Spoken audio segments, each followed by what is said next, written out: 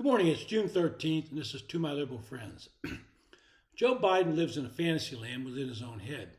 He's told so many stories that have been debunked by anyone looking into them, and yet he continues to retell them because he believes them to be true. You've all heard most of them, that he graduated from the University of Delaware with 2 degrees, only to have the university say that was not true.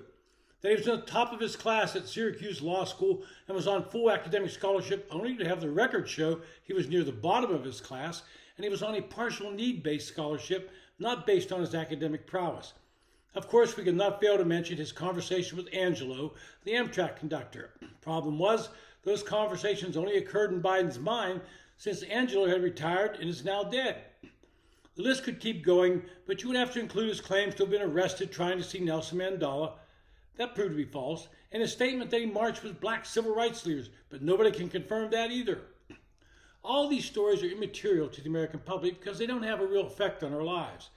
But when he starts making up things that he's done as president, we have to take a close look at them and wonder where he gets his facts. He's constantly made claims about his administration's economic growth and the number of jobs he's created. I think everyone realizes the job one is purely related to the number of jobs lost during the pandemic and then finally coming back as the pandemic restrictions were eased. Funny how he never mentions how many jobs he forced to be lost with his policies during the pandemic.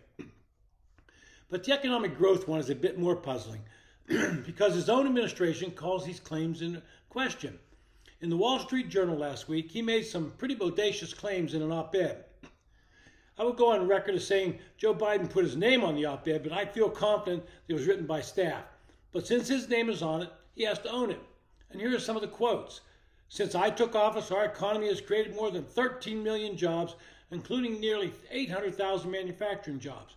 We added 339,000 jobs last month alone.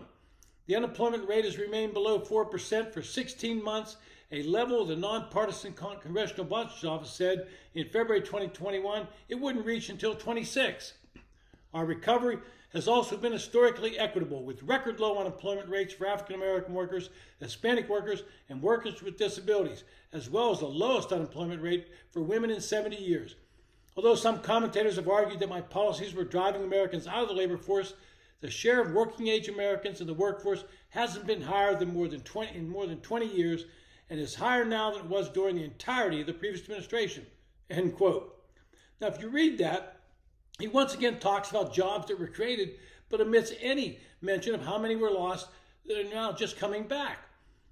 He also admits that under the previous administration, these numbers regarding unemployment were trending in the same prior to the pandemic. He forgets to mention that at all. I'm going to quote him again. The budget agreement builds on the commitment I made a year ago to continue reducing the deficit. I have now signed legislation that reduces the deficit by more than $1 trillion over the next decade, building on the $1.7 trillion drop in the deficit during my first 2 years. I proposed policies that would reduce the deficit by an additional $2.5 trillion by cutting wasteful spending on special interests and ensuring the wealthiest Americans and the largest corporations pay their fair share of taxes. End quote. Here he goes again with his boasting about reducing the deficit, but again failing to admit that he ran it up so high with his own spending during the pandemic that it had to come down. But when you read these claims, he seems to not know that his own Commerce Department says the U.S. economy was growing faster in the quarter he took office than it has in the 2 years since he's been in office. So much for his policy spurring this massive growth he claims. As far as his claim to be a deficit fighter, there is more data that he should be paying attention to before he makes this boast. The CBO exposes the fiscal disaster of his presidency. From a CBO report, quote, the federal budget deficit was $1.2 trillion in the first 8 months of fiscal year 2023. The Congressional Budget Office estimates $735 billion more than the shortfall recorded during the same period last year. Revenues were 11% lower and outlays were 9% higher from October through May than they were during the same period in fiscal year 2022. End quote. And it would have been worse without some budgetary maneuvering of shifting some payments into fiscal year 22.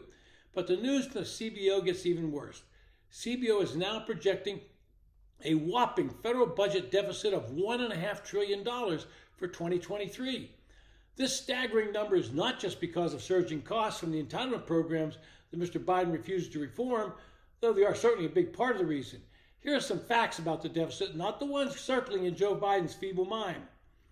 Outlays for the largest mandatory spending programs increased by a total of $193 billion, or 12%.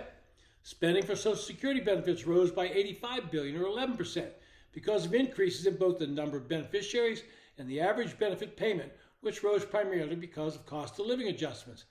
Medicare outlays increased by $77 billion, or 17%, because of changes in payment rates and the types and quantity of care beneficiaries received. Medicaid outlays increased by $31 billion, or 8%, as a result of enrollment increases that were made mainly attributable to provisions of the Family First coronavirus response, requiring states to maintain the eligibility of all enrollees until the end of the coronavirus public health emergency. Now, here's the most salient fact that the American public is not being told, and most will not understand. What they do understand is that inflation has hit their pocketbooks hard and reduced their spending capability. They also understand that inflation has forced the Fed to raise interest rates that make them all pay more for any borrowing they do. Well, guess what? The government has to pay higher interest as well.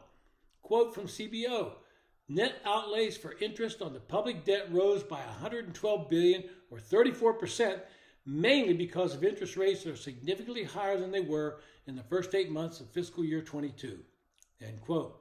These are facts that we should all pay attention to, or we will all be so far in debt that the government will have no other recourse in the out years but to cut entitlements significantly and to eliminate a large number of government programs. So when you look at candidates in the future, you should be asking them one simple question. Are you going to shrink the federal budget or keep spending us into bankruptcy? This has been To My Liberal Friends. Thanks for listening.